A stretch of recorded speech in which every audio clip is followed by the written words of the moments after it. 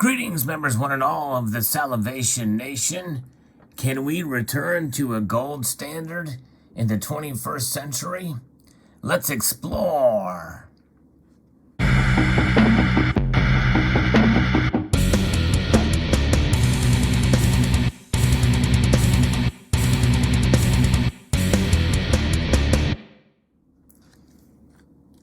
You know, much of the problems that we have been seeing in our economy has derived around this one note that you see here as the answer and the cause of our economic problems these days. That's really what it boils down to. Many of us in this community and financial experts and those who have a great knowledge on economic matters are very concerned about our economic situation, and our fiscal policies are really, in a sense, causing a lot of the problems. That, along with government overreach, have caused quite a bit of concern that we've seen, especially recently in the 2007-2008 financial crisis. There was a lot of different factors at play that caused that crisis, but the answer to it, essentially, is what is going to be essentially the doom of the dollar. And this dollar, really, what is it? It is a debt instrument. It is a Federal Reserve note, which is a private institution sanctioned by the government, whose president has been appointed by who the chairman is appointed by the president. But nonetheless, this particular note here represents debt. And it is, by definition, loses value every single year. Well, we were on a gold standard. It is what is known as the classical gold standard. And essentially, that standard is something that was reflected internationally. And where nations around the world, whether it be the United Kingdom and the Commonwealth nations, used essentially these coins as money. What was it, J.P. Morgan, that said gold and nothing else is money? And the reason for that is because we had just gotten rid of the bimetallic standard, which is a constitutional, that gold and silver would be used as money. But essentially, when we went to this classical gold standard, it really set up restrictions and it disciplined the monetary supply. The dollars were based off of a fixed amount of gold. Now, people often say it's the other way around, that the gold was basically its price was fixed at $20.67 an ounce. And that standard really was put into place in the year 1900. But these gold coins that you can see here, this one circulated well before then. But nonetheless, the nations around the world utilized the gold as a unit of exchange and as circulating money. And when you find different pieces like this from different nations with the exact same weight, in this particular case, this is a 20 francs Swiss Helvetia coin from 1935. It is 0.1867 pure gold. And so the gold standard and the substandards, such as the Latin monetary units that were out there, really worked very well, in a sense, until wars broke out. And then, well, those standards were abandoned so that they can print money to pay for the wars. And that causes inflation. And we've seen it happen several times, especially here in the United States. And when we returned to the gold standard, there was a deflationary period. And that was healthy deflation. Most of us, when we think of deflation, we think that it's not a good thing. But essentially what it does is it disciplines those dollars to conform to the standard that is gold. And, of course, economic prosperity, of course, is measured by a stable monetary supply. And we saw that in the antebellum period before the Civil War. And, of course, when the Civil War came in, well, you saw both sides printing money and abandoning any kind of standard related to gold or silver out there. In fact, the Confederacy printed a lot of notes, so many that they basically became this worthless script out there. And then it was after the war was over, well, we had a lot of prosperity again, and of course that led to the abandoning of silver as money, and then moving into gold. But nonetheless, gold, the ultimate form of money, was utilized, and from 1900 it became codified until 1914, because in December 2013 the Federal Reserve Act was enacted. But nonetheless, gold coins continued to circulate beyond and after 1913.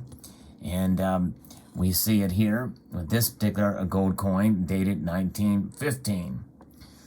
And really, in a sense, it happened again in after World War I.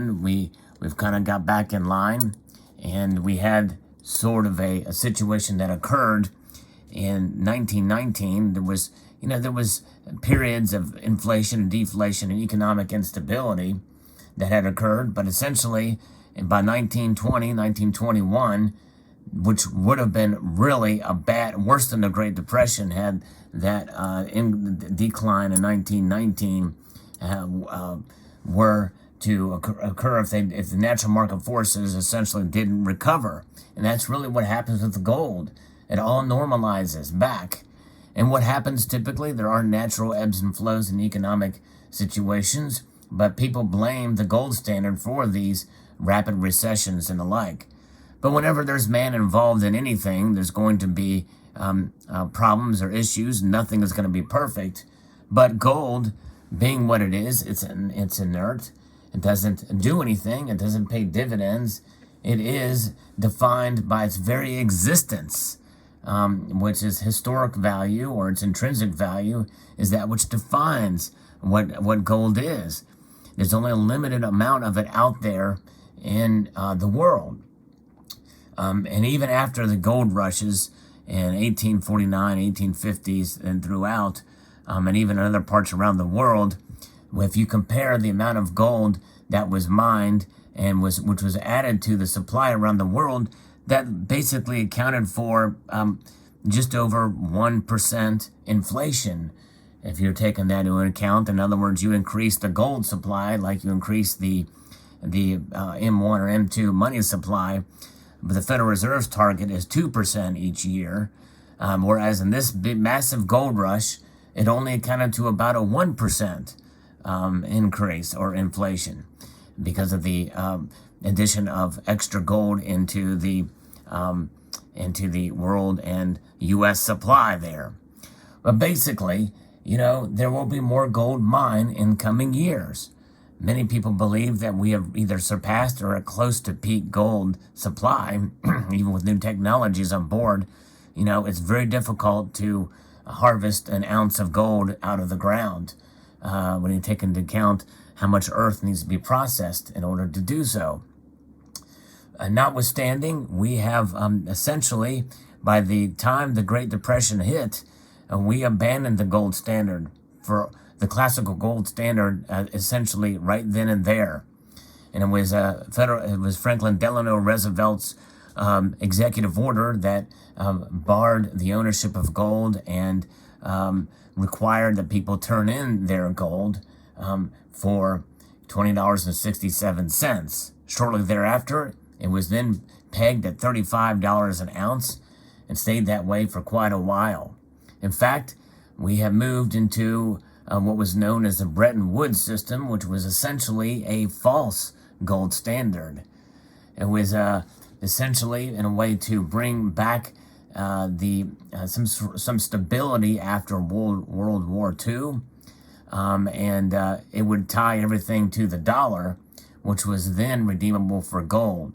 But no U.S. citizen could redeem their dollars for gold because they were prohibited from owning gold until 1976. So it was really a false system, but it was still some sort of tie back to gold. And that is something that people often mistake for being the gold standard, or continued on until Nixon completely abandoned it in 1971, supposedly just a temporary order, but it turns out that we are completely off the gold standard by any stretch of any imagination. So that leaves us to the question of now, after all of the quantitative easing that we've done, which is printing money out of thin air or digitizing it, which is even worse, because now most of that is literally digitized and goes to the big banks. We don't see any of it. And it's a miracle in a sense that we're not seeing much higher inflation or hyperinflation at this point. But sooner or later, something's got to give. There will be a reset of some sort, kind of like what we saw with the Bretton Woods system, and in a sense, what we saw with Nixon's closing the gold window in 1971, or what happened with Jekyll Island back in 1910 or so. So now, what will this new system be? I don't know. But the question has been arose, will we be forced into a gold standard of some sort? You know, there's been talk about it for quite some time about utilizing gold as part of a rules-based monetary system. In fact, Ted Cruz made mention of that. And I've also seen some criticism. Some members of the community have posted, Krabby Chris being one, and several others have asked me to talk about this, but I've looked and did some research on the gold standard and why it won't work or couldn't work nowadays. But really, it all boils down to what could happen in this modern age with gold and silver. Gold and silver are still obviously, well, gold especially, is still being minted and being utilized and being held by these central banks around the world. So what does that mean for the future, or how could that be tied back in to our monetary system? Because carrying around these gold coins would be antiquated, and well, even silver coins would be, it's not really something most people would want to do. But really, you would need to be able to keep up with, to keep the supply of money going and the exchange of it based off this fixed value of gold. And how could that be done in a digital age? Well, because of the digital age, I think it's quite possible that we could do that. And we could keep track of it and monitor it digitally, as well as with physical inspections. And one way to do that is to literally take some of that gold, much of that gold, out of the central bank, which would be New York, the New York Fed, and also Fort Knox, and move it to state banks and private institutions around the country, and let those be able to audit and be able to back up the gold from those 12 places, or the 12 central banks around the country, for starters, and then spread it out from there. And so that people can see that the dollars they have are backed by the gold in those banks, which would be much easier, probably even more secure, to be able to quantify it and to count it and to audit it in those areas, in those ways.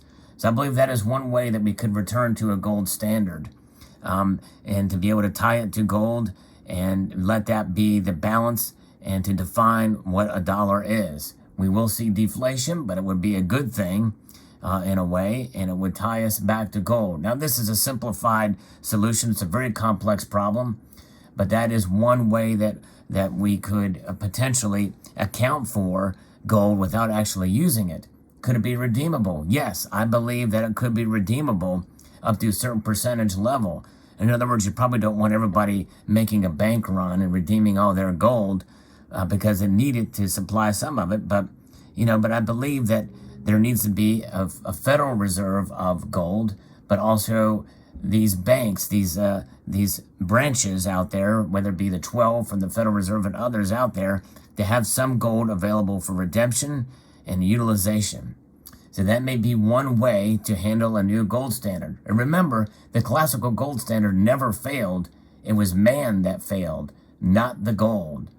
So that is one solution. There's plenty of other complexities and ways that we can implement it, but I believe that technology could actually be a way to prove and to make it, and to actually account for it and much better than in the past. Post your thoughts below. Would like to extend a multitude of gratitude to you all for taking the time to watch this video and encourage you to please rate, share, comment, and subscribe.